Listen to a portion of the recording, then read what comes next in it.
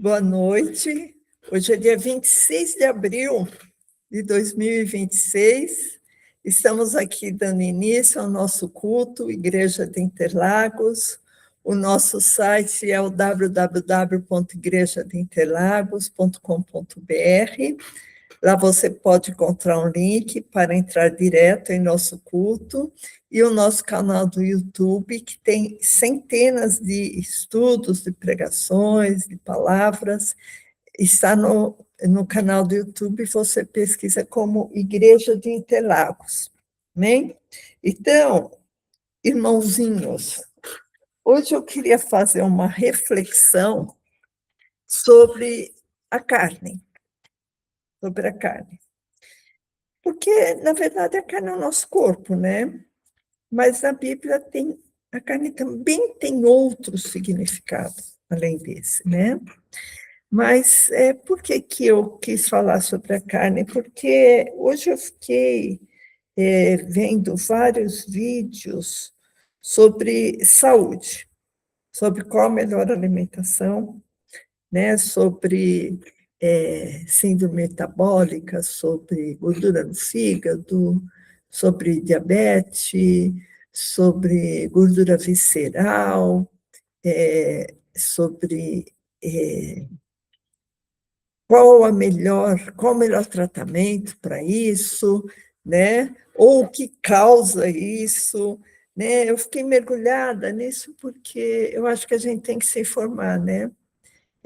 O conhecimento é uma coisa, minha mãe que falava, né, o saber não ocupa lugar, né, e às vezes a gente fica perdendo tanto tempo vendo coisa que não interessa na internet, né, e eu fiquei ouvindo muito isso, e aí eu fiquei pensando assim, como o nosso corpo é frágil, né, e como os conhecimentos também são enganosos. Por que eu digo que os conhecimentos são enganosos? Quando eu era pequena, a minha mãe cozinhava com banha. Aí depois começou uma propaganda maciça na televisão, que era o nosso, que não tinha internet naquela época, em 1950, 1960, que banha faz mal, tinha que usar óleo refinado. E agora a ciência está comprovando, irmãos, que óleo de soja, óleo de canola, óleo de milho, de gelo, todos esses óleos que tem no supermercado fazem muito mal para a saúde, eles são inflamatórios. Então, teve a época do ovo, né? Tinha que comer só um ovo por semana, e agora o ovo é o melhor alimento que existe, né? E, e existiu também aquela pirâmide alimentar, onde os cereais, raízes, tubérculos, né, batata, aveia, farinhas, era a base da pirâmide, né? E aí depois vinham oleaginosas, verduras oleaginosas, carne lá em cima, e depois lá um picotinho gorduras, né? E o que a gente sabe que essa pirâmide não vale nada agora cientificamente, que só fez mal para as pessoas, né? Porque as pessoas acabaram se acostumando com alimentos à base de farinha, né? À base de tubérculos, né? E pouca gordura, pouca carne, gordura animal, eu digo, né? Não gordura trans. E aí eu fiquei pensando, como a ciência erra e como o nosso corpo é débil, né? E aí eu vim aqui por curiosidade, né, olhar na Bíblia, né, o que a Bíblia fala sobre o nosso corpo, né? Porque o nosso corpo, na verdade, é a nossa carne, certo? Osso, músculos, tendões é a nossa carne, né? E às vezes a pessoa fala, não, mas carne é pecado. Carne, quando fala na Bíblia, é pecado. É sim e não a resposta, né? Porque muitas vezes a Bíblia se refere à carne como corpo e não como pecado.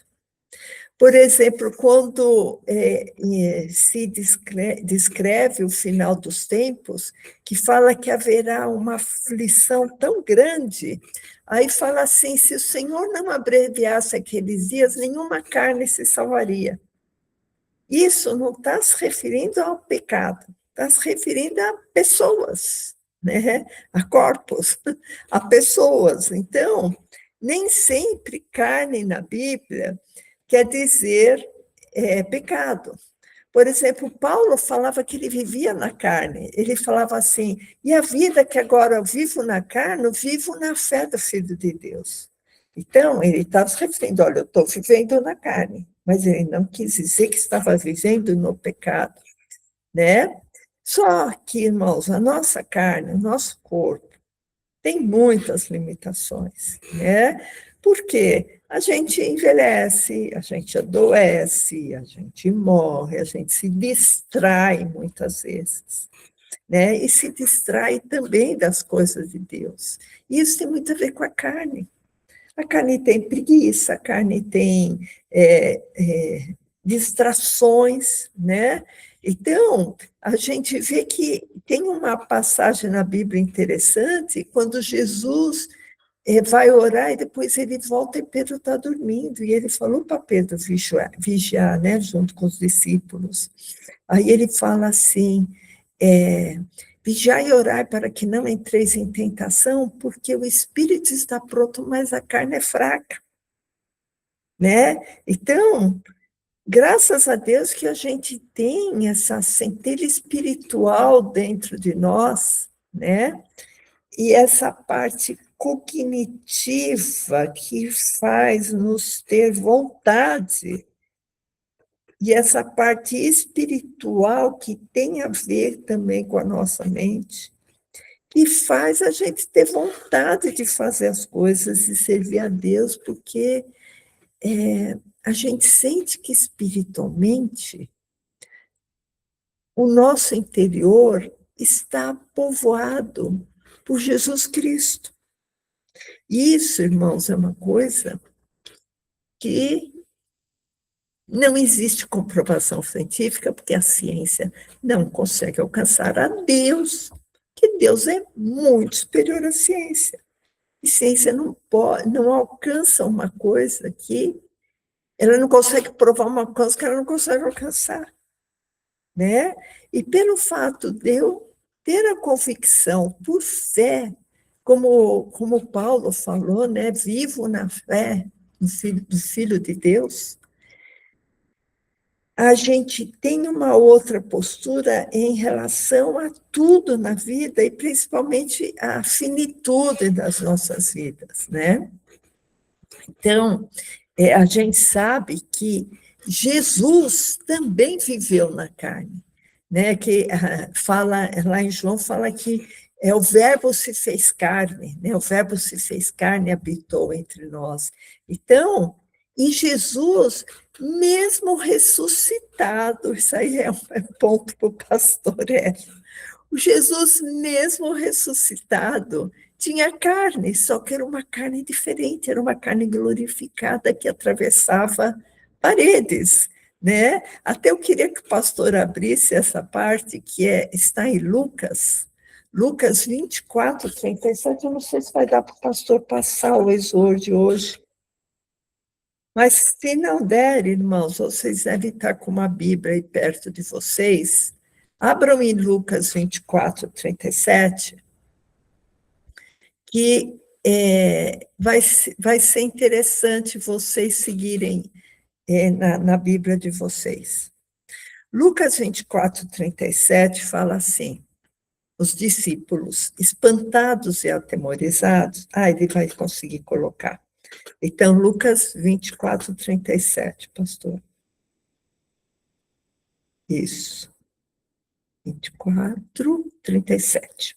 Tá. E os discípulos, né, e eles, espantados e atemorizados, pensavam que viam algum espírito. Quando Jesus apareceu, eles achavam que era um espírito.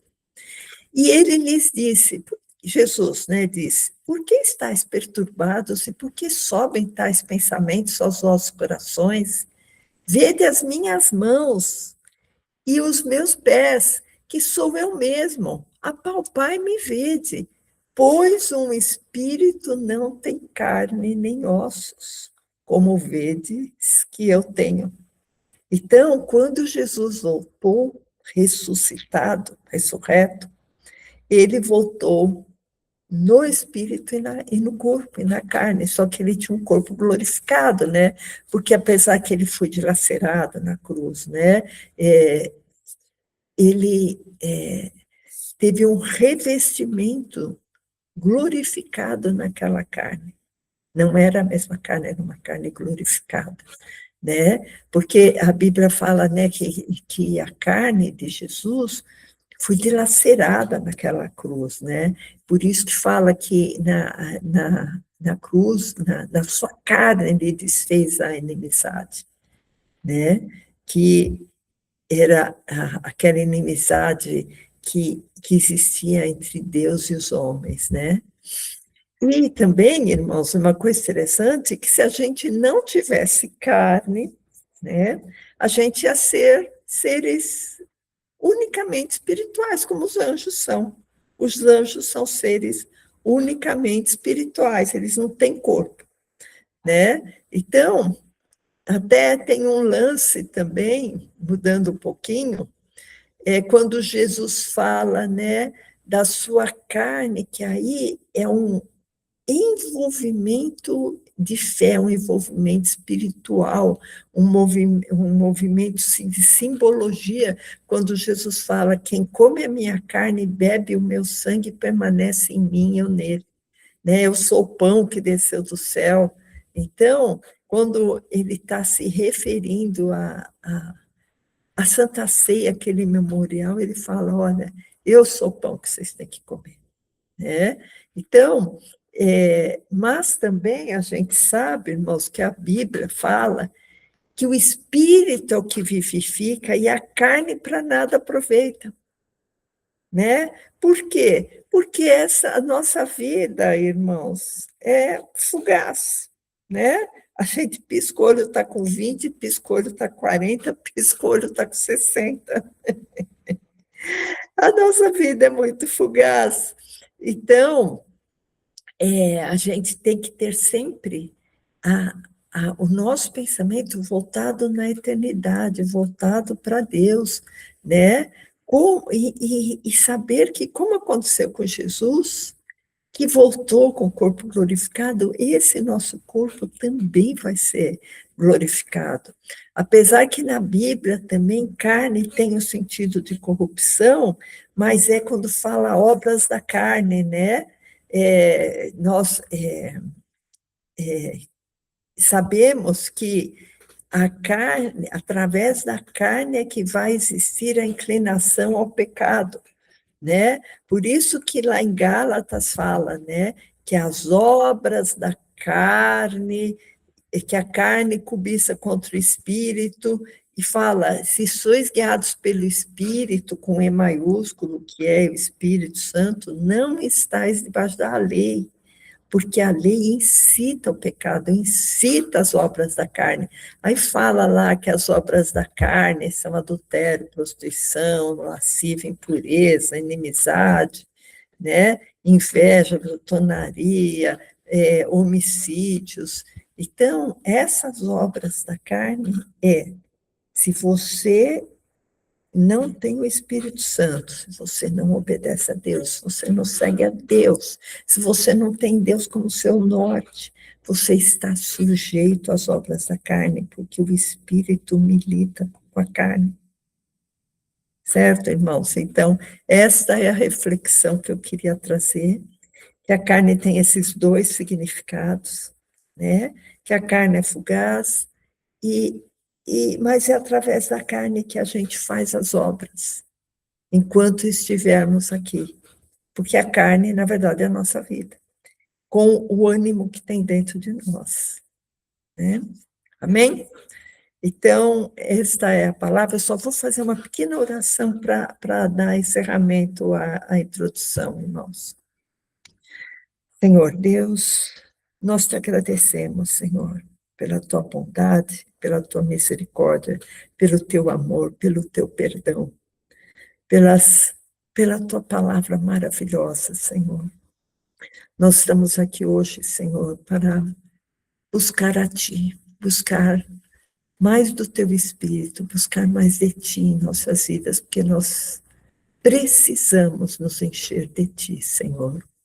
Abençoe esse culto, abençoe a cada irmão, nos dê entendimento, Senhor, da Tua palavra.